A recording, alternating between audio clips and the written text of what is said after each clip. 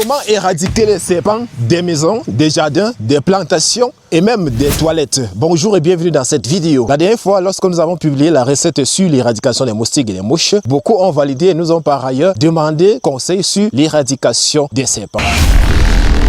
Alors nous avons cherché et nous sommes là pour partager avec vous. Je précise que la vidéo a deux volets. Le premier volet est consacré à l'éradication. Ça veut dire une fois que vous constatez la présence d'un serpent dans l'un des endroits que je viens de citer, comment l'éradiquer, comment le chasser, comment le repousser. Le deuxième volet est consacré à la protection. Comment établir les barricades, question d'éviter la visite de ces nuisibles dans nos domiciles, dans nos plantations, dans nos jardins et surtout dans nos toilettes. Alors, si la thématique vous intéresse, je vous invite à vous installer confortablement. Surtout, abonnez-vous. Comme cas pratique, nous allons attraper un serpent avec nos propres mains. Un serpent qui se trouve actuellement dans le champ où nous sommes. On l'a vu entrer dans un trou et nous allons appliquer la formule que je vais partager avec vous tout à l'heure pour le faire sortir de son trou. Et nous allons l'attraper. Donc, on va attraper un serpent en direct. Restez tout simplement connectés. En effet, c'est dans ce trou que un de nos ouvriers a vu un serpent se réfugier hier lorsqu'il était de passage. Parce qu'il doit préciser que nous sommes au champ et voici un passage là qui passe. Bon, ça, c'est les routes du champ. Donc, un de nos ouvriers a vu un serpent qui traversait là de notre champ de fruits de la passion. Et lorsqu'il a aperçu directement, il a fui pour se réfugier dans ce trou. Et je dois donc préciser que c'est dans ce trou là que nous allons appliquer la formule pour le faire sortir. S'il se trouve à l'intérieur,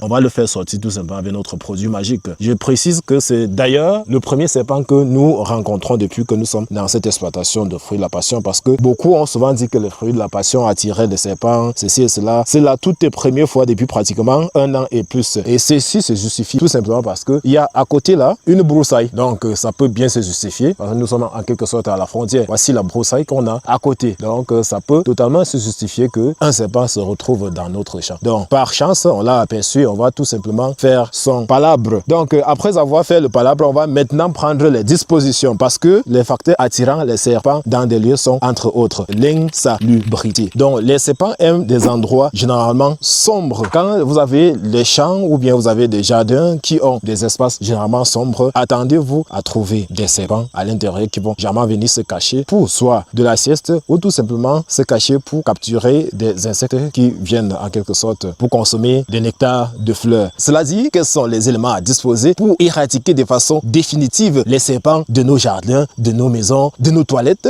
et même de nos plantations. Donc, le premier élément à disposer, c'est d'abord une pile. Ça peut être une pile foirée ou bien une pile encore en bon état. Il n'y a aucun souci. J'ai pris là une pile moyenne, mais je vous recommande une grosse pile. C'est juste parce que je n'ai pas trouvé ça dans les boutiques proches de chez nous que j'ai pris une pile moyenne. Le deuxième élément, c'est le mocap. Beaucoup connaissent le mocap. Certains l'appellent Arata Chopdai. Donc, vous devez disposer de ces produits-là pour pouvoir éradiquer les serpents de vos maisons et même de vos toilettes. À côté de cela, on aura juste besoin d'un tuyau de la sorte. Vous pouvez disposer d'un tuyau et puis disposer d'une quantité d'eau. Tout simplement. Donc, je vais vous expliquer le rôle de chaque élément au fur et à mesure que nous allons faire le travail pour gagner en temps. Le matériel étant présenté, la première opération consiste tout d'abord à identifier la zone à risque ou bien le lieu de refuge de l'ennemi. Donc ici, nous avons eu la chance que son lieu de refuge est tellement flagrant, c'est juste sur un petit passage là et du coup, on n'a pas eu besoin de trop chercher ou bien de fouiller. Mais si vous êtes à la maison et que vous constatez peut-être la présence ou bien la visite régulière d'un serpent à la maison, il faut passer au peigne fin votre maison. La question de voir s'il n'a pas un lieu de refuge quelque part qui peut être entre autres un trou comme celui-ci ou bien même la fosse septique parce qu'ils ont l'habitude de se cacher dans ces fosses septiques. Donc il faut passer au peigne fin aussi les alentours de votre fosse septique pour vous rassurer qu'il n'y a aucun trou qui mène à l'intérieur, trou par lequel ces derniers peuvent justement passer. Donc lorsque vous avez identifié la zone à risque, vous devez tout simplement préparer la solution. La solution qui est composée de la pile, du mocap et d'une quantité d'eau. Donc la première opération va tout simplement consister à prendre la pile et à la détruire. Comment? Regardez attentivement. Vous allez chercher quelque chose. Ici d'abord je vais prendre la machette pour essayer de couper là. Donc l'opération consiste à enlever la poudre noire que comportent généralement les piles. Donc lorsque vous retirez d'abord cette enveloppe, faites attention parce que l'enveloppe est hyper dangereuse, très dangereuse. Donc je précise que vous devez effectuer cette opération ayant au préalable porté les gants. Je ne les ai pas, mais voilà mes gants. je ne les porte pas parce que je suis en train de mener l'opération et de temps en temps, je dois manipuler la caméra et bien d'autres choses. Sinon, lorsque vous appliquez, faites l'effort de porter les gants. Je précise aussi une chose que tous ces ustensiles que vous voyez, qui sont entre autres utilisés, ne sont pas des ustensiles de maison, c'est en champ. Donc, on laisse ça en champ pour faire soit nos tests ou bien pour faire tout simplement les opérations du genre. Nous n'utilisons ni ce couteau, ni cette cuillère, ni cette assiette pour faire quoi que ce soit destiné à la consommation parce que le mélange que nous allons faire tout à l'heure est très dangereux, aussi bien pour l'homme que pour ces reptiles. Donc lorsque vous enlevez ceci, vous n'allez pas jeter à tort et à travers parce qu'un enfant peut prendre et mettre dans la bouche et c'est très toxique. Donc nous allons tout simplement mettre de côté là et après l'opération, on va tout simplement chercher à mettre ça à l'endroit idéal. Donc une fois l'enveloppe enlevée, vous allez tout simplement couper la pile là. Couper la pile. Non, je précise une chose que vous avez la possibilité aussi d'utiliser le marteau pour faire cette affaire parce que généralement c'est un peu dur. Donc voilà la pile coupée. Donc une fois qu'elle a été coupée, vous allez fendre cette coque ainsi. Voilà, voici la matière que nous recherchons. Il s'agit donc de cette poudre noire qui est un produit généralement détesté par les serpents. C'est cette poudre noire que nous recherchons. Donc lorsqu'on a fendu ainsi, on va tout simplement la verser dans notre assiette. Je précise que c'est tellement dangereux. Donc, avant de faire quoi que ce soit après cette opération, je dois d'abord faire un nettoyage systématique de mes mains et des outils utilisés. Voilà. Donc, je garde toujours ceci à côté parce que après, je dois éloigner ça le plus loin possible. Même si nous sommes au champ parce que de temps en temps, il y a les enfants qui peuvent passer dans des champs et un enfant peut se retrouver avec ceci dans la bouche et c'est très dangereux. Donc, je mets encore de côté avec cette tube bien sûr. Il ne va pas nous servir. Donc, notre poudre étant extraite, nous allons y ajouter du mocap. On ajoute du mocap. Donc vous pouvez mettre ceci à volonté en fonction de la profondeur du trou que vous avez en face de vous. Je vais juste mettre une petite quantité telle que vous voyez. Donc je vais expliquer. Parmi ces deux produits, le mocap que vous voyez déjà va dégager une odeur qui est très désagréable pour ces serpents. Le serpent généralement n'aime pas les odeurs désagréables. Donc nous, lorsque nous allons mettre la solution à l'intérieur, le mocap va dégager une odeur très forte et désagréable. Celui-ci donc va sortir et s'enfuir. Sauf que les odeurs en quelque sorte dégagées vont avoir une efficacité limitée dans le temps. Donc pratiquement quelques mois après, cette odeur va en quelque sorte baisser et le serpent pourra encore rentrer dans sa demeure. Donc pour cela, on a utilisé ce produit noir qui est très toxique et qui rend la zone presque invivable pendant même des années. Donc une fois que le mélange a été établi ainsi, on va tout simplement introduire ceci à l'intérieur. Attention là, on va introduire tout en faisant attention parce que il peut directement humer l'odeur là et sortir immédiatement.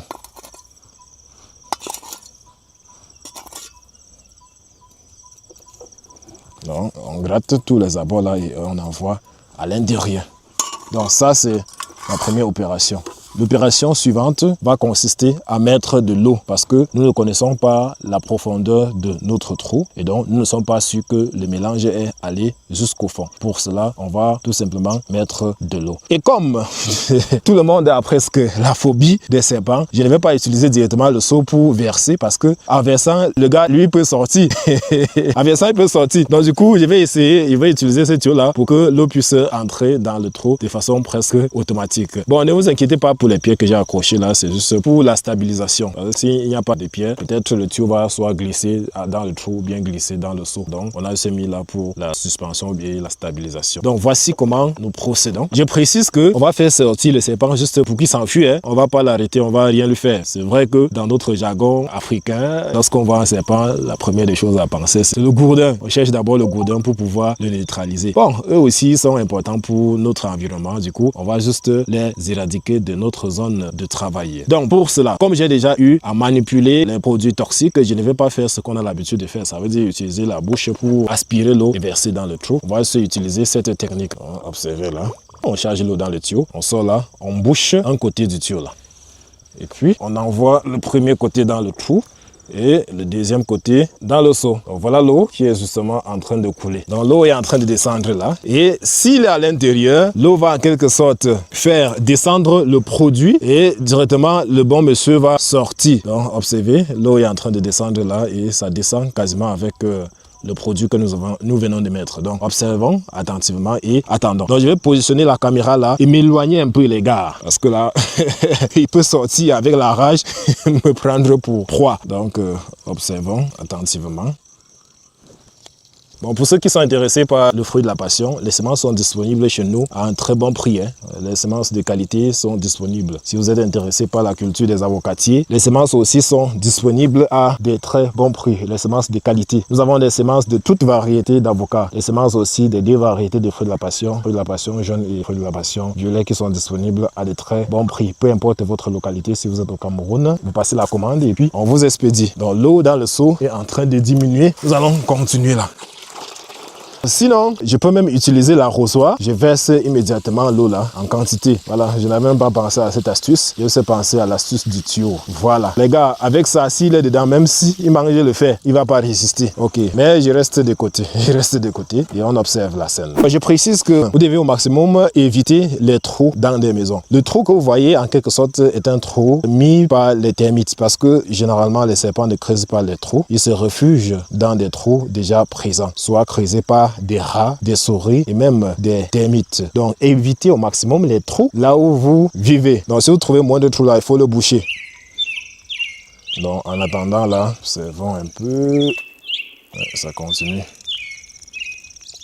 J'essaie un peu de zoomer là pour que vous puissiez voir comment l'eau est en train de couler. Comme ça, si à jamais il sort. Déjà, en faisant ceci, vous avez le choix. Si vous êtes sûr à 100% qu'il est à l'intérieur, vous pouvez mettre tout autour là un piège. Si vous comptez l'attraper, bien sûr, vous pouvez mettre autour là un piège. Donc comme ça, lorsqu'il va se sentir étouffé, il va sortir et puis le piège va le prendre. Mais si vous voulez tout simplement le chasser du champ, vous laissez là, vous mettez le produit, il sort et puis il libère votre champ ou bien votre jardin. Donc ça, c'est la technique. En espérant qu'il soit encore à l'intérieur, on va attendre. S'il sort, c'est bon. S'il ne sort pas, on va considérer qu'après notre départ, il est resté encore sorti. Mais c'est déjà ça l'astuce. Je précise que en plus, ou du moins au-delà des deux produits que nous venons de mettre, vous pouvez aussi utiliser un insecticide. Surtout un insecticide à forte odeur. Vous connaissez, je ne vais pas citer le nom d'un insecticide ici, mais si vous êtes intéressé, je pourrais vous donner ça en commentaire. Vous pouvez utiliser un insecticide à forte odeur. Voilà, parce que je vous ai dit que ces derniers détestent, je dis bien détestent les odeurs. Donc c'est une autre astuce que je vous donne. On va encore ajouter l'eau.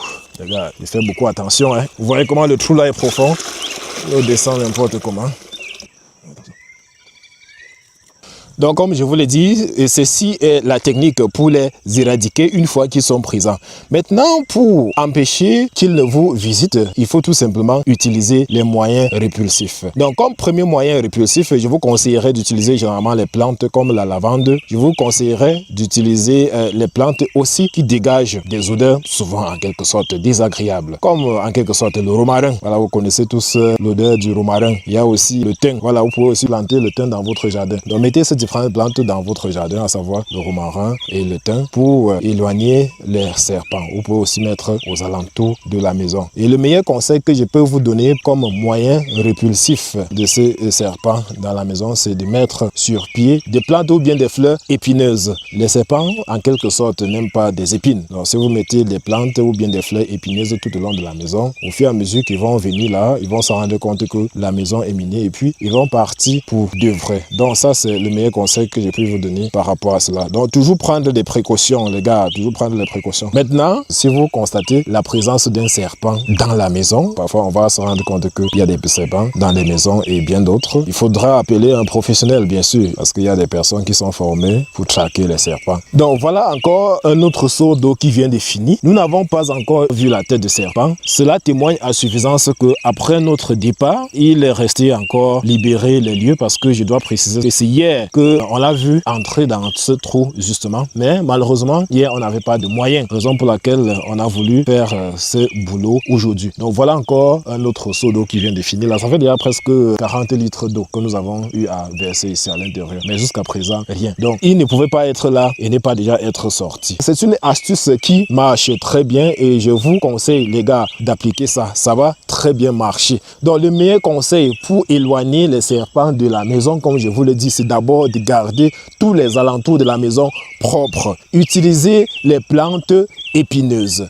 Utilisez les plantes à parfum fort. Voilà, surtout à parfum fort et désagréable.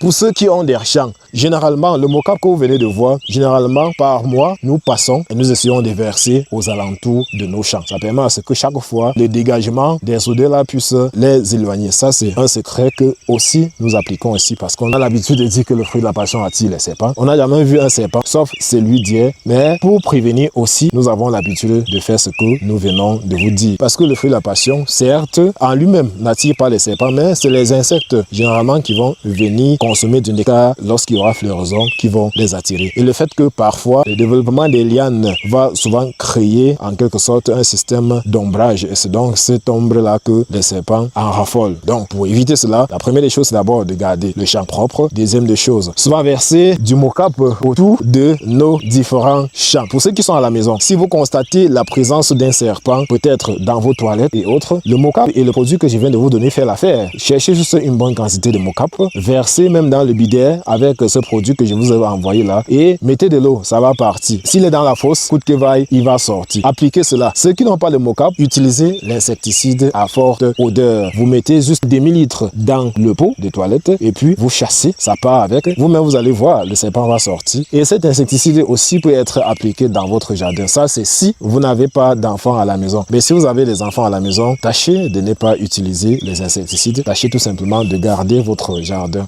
propre et puis de chercher à identifier s'il y a peut-être un isoloir ou bien un cachot pour ce serpent-là et appliquer la formule que nous venons de partager avec vous. C'est tout pour ce que j'avais à partager avec vous en ce qui concerne l'éradication des serpents. Les éradiquer, c'est mieux, mais prévenir ou bien les empêcher de nous visiter est encore mieux. Merci d'avoir regardé la vidéo jusqu'à la fin. Rendez-vous pour la prochaine vidéo dans laquelle je vous montrerai comment éradiquer les geckos. Les geckos, c'est cette sorte de petits lézards, généralement blanchâtres là, qui ont l'habitude de cohabiter avec nous à la maison et donc beaucoup ont tendance à dire que ça constitue un poison pour l'être humain. Ça va donc constituer le thème de la prochaine vidéo que nous allons tourner ainsi.